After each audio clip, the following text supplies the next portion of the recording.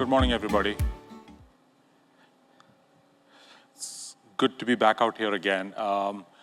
It is my privilege to kind of talk about something that we've been doing for 3 years now. It's called the Quantum Accord. So in 23, a few ecosystems from around the globe, we got together to try to figure out how do we accelerate with the assets that we had. So we signed an agreement called the Quantum Accord between us here in Greater Washington, the QDNL, the Netherlands, the Dutch quantum ecosystem, the Waterloo and Ontario quantum ecosystem, and then Australia, first represented by Equus, now represented by the newly formed Quantum Australia. So the 4 teams have been working closely together over the last many years to do a number of things that accelerates our ecosystems, our industry, gets our academia together, and creates opportunities that we can control at scale from our kind of domains as well. So one of the things that kind of launched out of this last year that was big, I talked a little bit about it yesterday, was the Global Industry Challenge. So the Global Industry Challenge has kind of 2 umbrellas over it. One of this is we did this as a celebration for the International Year of Quantum, and it was really gratifying to see them get the Organization of the Year award. It was fantastic to see.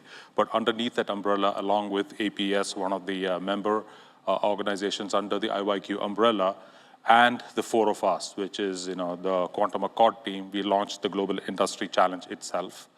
And the Industry Challenge had 5 use cases that were put up by 5 different organizations, 2 in financial services, 1 in life sciences and biotech, 1 from the World Bank focused on risk and insurance framing.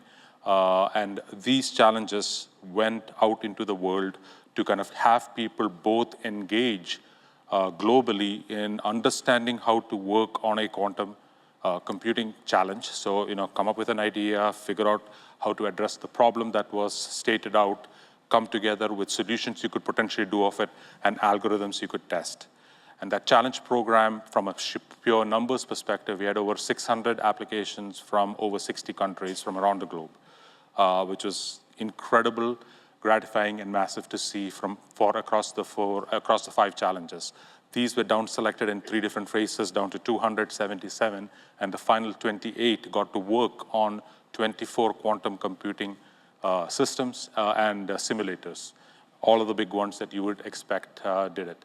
And our partners from a platform perspective was QBraid, through whom we accessed the machines themselves, and Aquera, who managed the challenge for us at the top line. So this event was really happened over the course of 6 months technically this year, but all the prep work happened another 6 months prior to that. So this is a clear example of the type of thing that as a community we could come together and kind of drive forward. And this was done under the umbrella of the Quantum Accord. So with that as kind of like the framing, I'd like to invite my partners in the Quantum Accord to stage for us to have a brief discussion about what's happened and our plans for the future.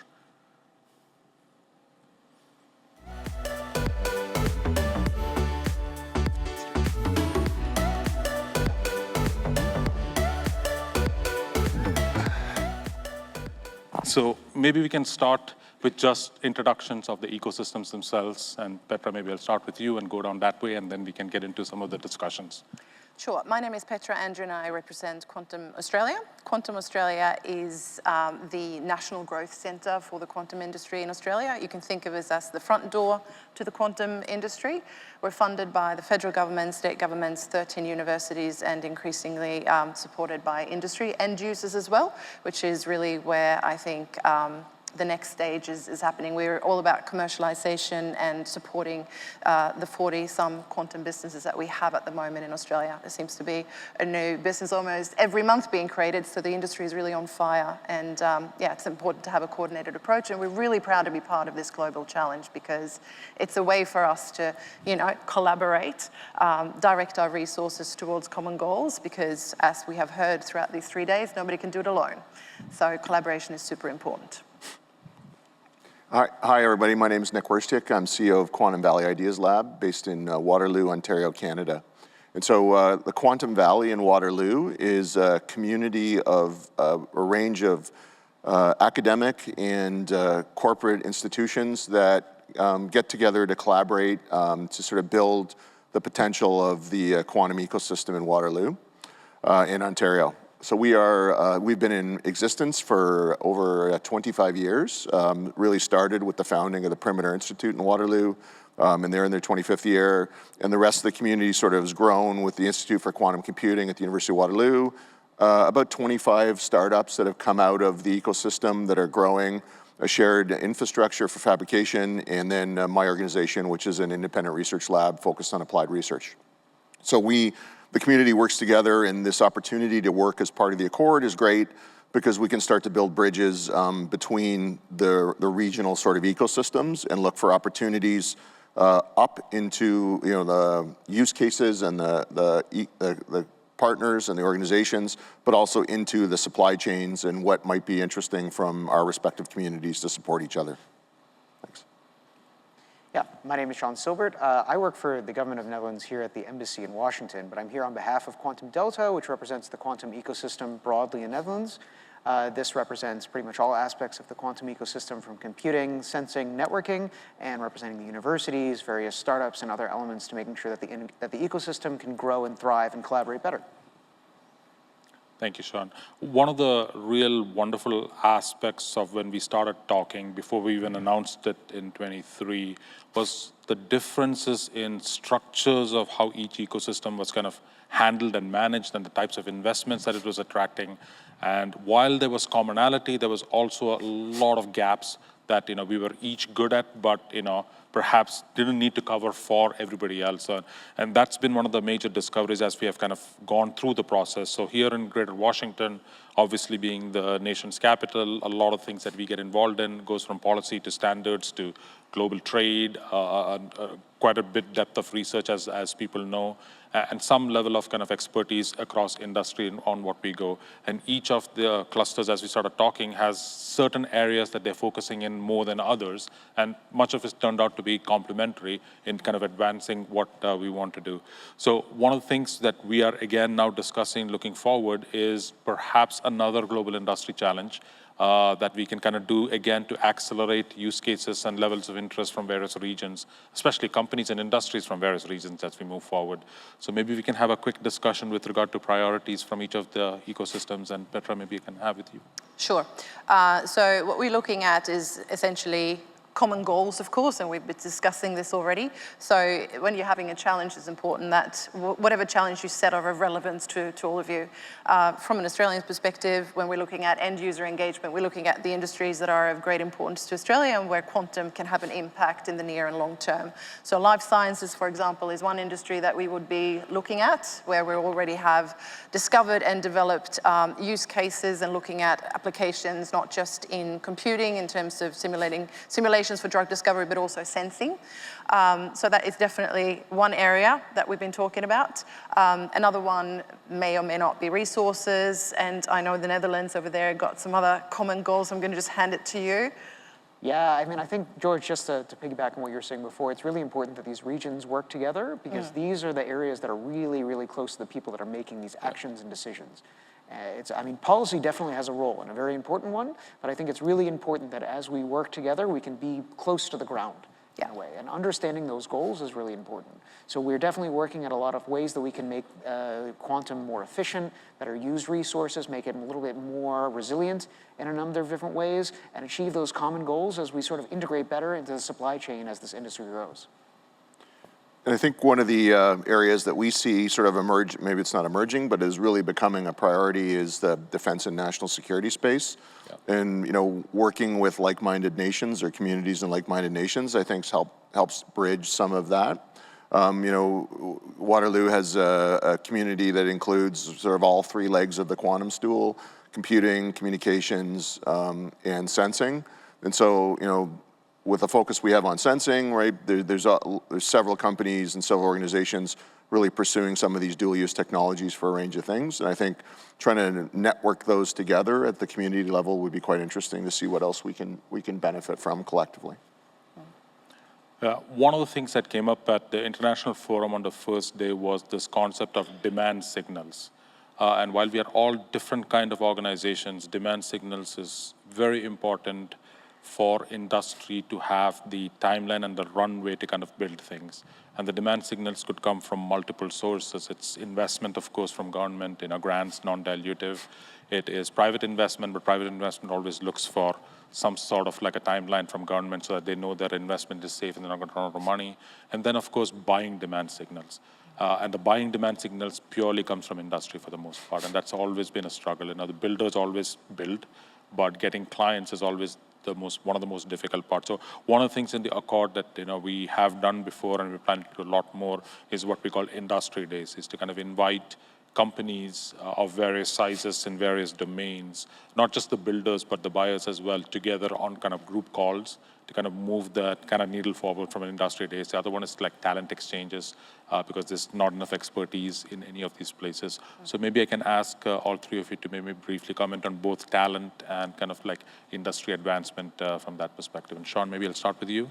Yeah, I mean, one thing which I think is really interesting is just to make sure that, while it's great that we're all here, this conversation continues after the conversation is over. Yeah. And we're going to be continuing to engage throughout, and there's other areas we might be able to meet, maybe at CES, maybe at other areas where we can really engage and sort of figure out where those industry partners can continue to meet and understand those demands further. Yeah, I think those two things are critical.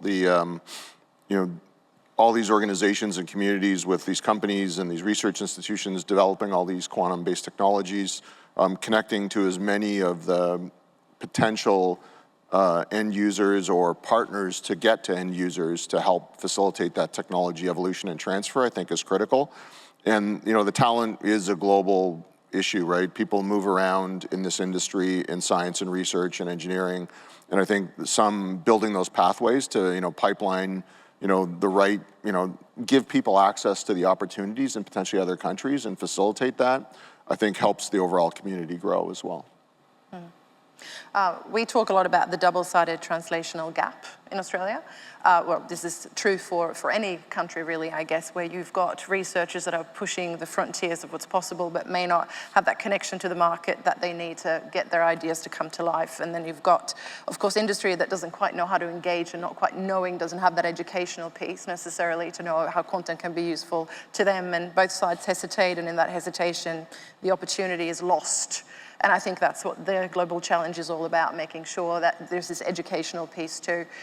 In terms of signals, we're getting a lot of signals from the financial services industry, and the more that we work, again, around use case discovery and development, the more signals we develop. But again, it's an educational piece as well, making sure that end users understand what we can, and we don't know necessarily either, but understanding where it can be useful, where it can have impact, and making sure that both sides connect and you can build that bridge between research and end user.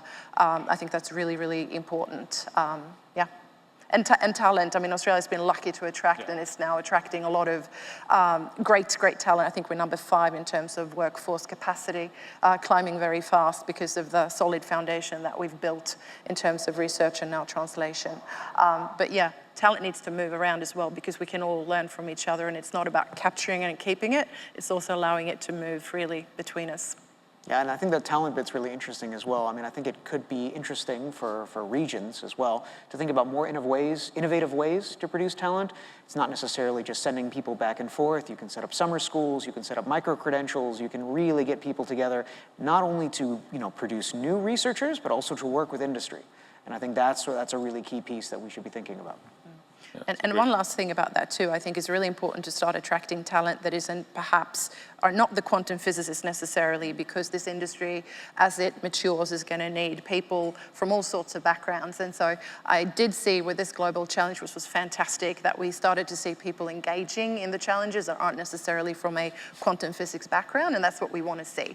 So I thought that was really, really great, and I think it's something we need to work on, making sure that, diverse talent pipeline and using the global challenge to enhance that as well. Yeah, there was a good discussion in a panel I was on yesterday about this shift from, research to engineering problems to turn these ideas into real capabilities that people can use. And I think that speaks to what you just said in terms of that need to sort of open the aperture to other technical and non-technical skill sets to help turn the research into things that matter. Yeah. And as quantum matures more and more from a commercial perspective. I just want to piggyback off what Sean said, CES has been an incredible opportunity for us to reach that buyer and user community that is broader than the people who understand the technology who are in this room. So we announced the challenge this year at CES, and we're going to do something else at CES next year, which is in Las Vegas from an industry perspective. So we were really kind of interested to kind of get your help and everybody's help to kind of reach those audiences, buyer communities in life sciences and chemistry, in space, all of the other adjacencies. Now we are seeing clear interest coming through on what is quantum, why should I care? Not just compute, sensing, networks, satellites, the whole, there is a significant amount of interest, and it's gone outside from the IT shops, the CIO's offices. It's from business units some of these interests are coming from. So I want to thank my partners and my panelists, and we are really looking forward to doing more and more together, and we invite all of you to kind of join us, give us ideas, jump in, as we kind of help build quantum from, the coalface, as it were, from the ground up with what we do. Thank you. Good I have. Thank you so much.